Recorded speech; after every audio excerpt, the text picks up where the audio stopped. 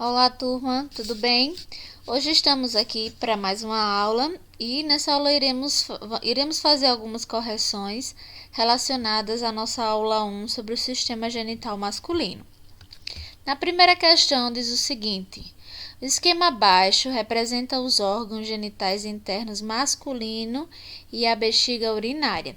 Então, peguem os seus cadernos, assistam essa videoaula e façam as devidas correções, tá?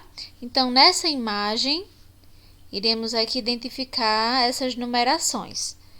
Letra A. Em seu caderno, indique os órgãos indicados pelos números 1 a 6. Então, tem o número 1 ao 6. Número 1. O que seria o número 1? Número 2. O que vocês colocaram aí? O número 3. E o 4, o 5 e o 6. Vamos ver a resposta? O número 1 se trata da glândula seminal, que é uma glândula que vai produzir o sêmen. Número 2 se trata da bexiga, que é onde vai ser armazenada a urina. Lembrando que a bexiga ela não faz parte do sistema genital masculino, tá?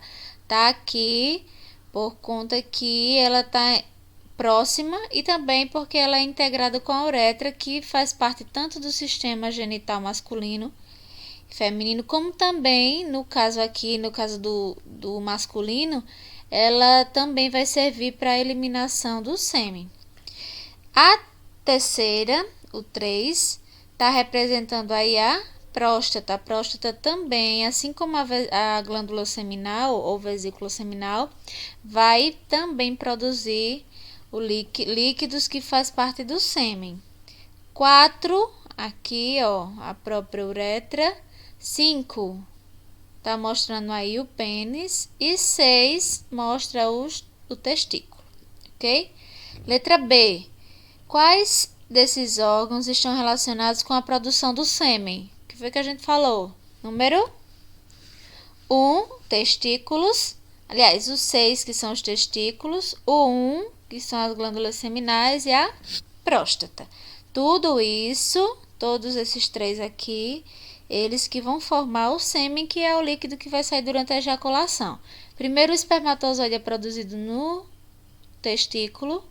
Em seguida, quando ele passa aqui, ó, ele vai passando pela os canais deferentes, e vai até a vesícula seminal, passa pela próstata. Então, os dois vão fazer essa produção e em seguida é eliminado pela uretra, ok? Letra C. Qual desses órgãos é responsável pela produção dos espermatozoides? Qual que eu falei agora? Os testículos, ok? Espermatozoide produzido nos testículos. Segunda questão. Explique como funciona o mecanismo de controle de temperatura feito pelo escroto e por que ele é necessário. Então, a gente viu que existe um controle da temperatura, um porquê dele estar fora do corpo do homem. Vamos ver a resposta? Então, a produção adequada e a sobrevivência dos espermatozoides vão depender de uma temperatura um pouco abaixo da temperatura interna do corpo. Então, nossa temperatura interna é em torno de 26,5 e 27 graus. Só que é necessário, para que haja uma produção adequada e sobrevivência dos espermatozoides, a temperatura tem que estar em média uns 2 graus abaixo que isso. Por isso que os testículos vão estar localizados na parte externa do corpo, tá? Para poder dar condições adequadas para a produção e sobrevivência dos espermatozoides.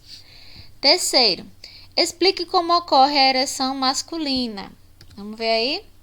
Vai ocorrer em razão do fluxo sanguíneo. Quando o homem ele fica excitado, ele tem alguma excitação, o sangue ele vai ser encaminhado para o corpo cavernoso, que vai estar lá no pênis, provocando o aumento do comprimento e do volume. Assim vai ocorrer a ereção. Quarta, dei spoiler, vamos lá. Quais são os principais motivos para a realização da circuncisão masculina? E aí, em quais casos ocorrem a circuncisão?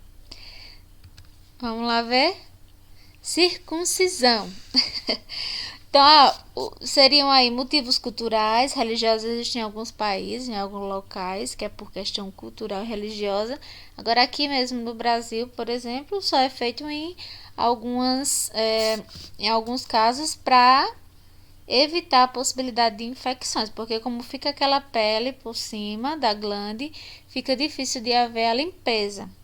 Então, também sendo difícil de limpar, também vai ser mais propício para que essa região ela seja mais acometida por bactérias. Quinta questão.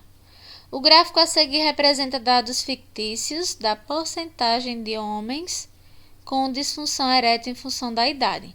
Com base no gráfico e no texto, responda aos itens. Então, tem aí a incidência de disfunção erétil. Mostra aqui, ó, essa coluna aqui, na vertical é a porcentagem de homens e na horizontal aqui mostra a idade, tá? Então, veja aqui, ó. Letra A. Qual é a faixa etária que apresenta a maior incidência de disfunção erétil e a menor? Qual é a maior incidência? Veja aqui a faixa etária dos 70 anos, ó. Onde tem aqui mais de 50% dos homens de 70 anos têm a disfunção. E qual a menor? Entre 20 e 30 anos. Essa é a faixa etária. Veja aí a resposta. A maior incidência ocorre em indivíduos com mais, faltou um izinho aí, de 70 anos. E a menor entre 20 e 39 anos. Letra B. Qual é a relação entre disfunção erétil e a faixa etária? O que acontece aqui? Relação aí diretamente proporcional. Quanto maior a faixa etária, maior também é a incidência da disfunção. Então, aí, a porcentagem é diretamente proporcional à idade. Quanto maior a idade, maior a ocorrência da disfunção erétil. C. Pensando nas possíveis causas da disfunção erétil, responda. Elas estão coerentes com o gráfico? Justifique. E aí? Se aqui já está dizendo que ela é diretamente proporcional, então ela está, sim, coerente, porque quanto maior a idade, maior a incidência. Veja aí. E com o aumento, ó, o aumento da idade também vai aumentar a probabilidade. Existem alguns fatores que podem causar essa disfunção.